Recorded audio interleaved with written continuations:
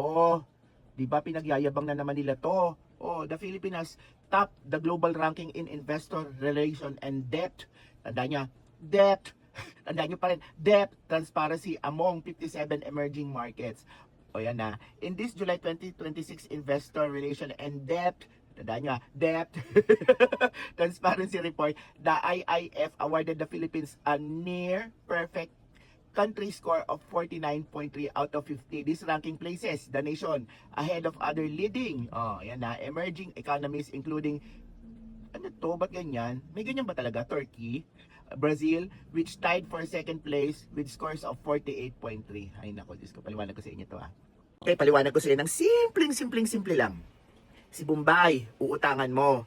Tapos, hindi ka naglilihim kay Bombay. Sinasabi mo sa kanya lahat ng pinagkakakitaan mo at saka yung iba pang pinagkakautangan mo. Oh, kaya mas malakas ang tendency na mapautang ka ni Bombay. Nagets nyo? Ganun lang yung rating na yan.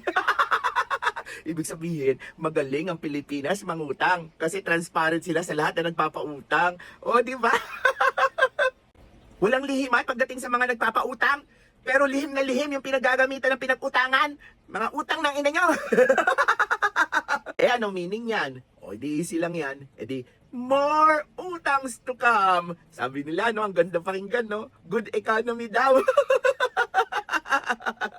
Good economy your face.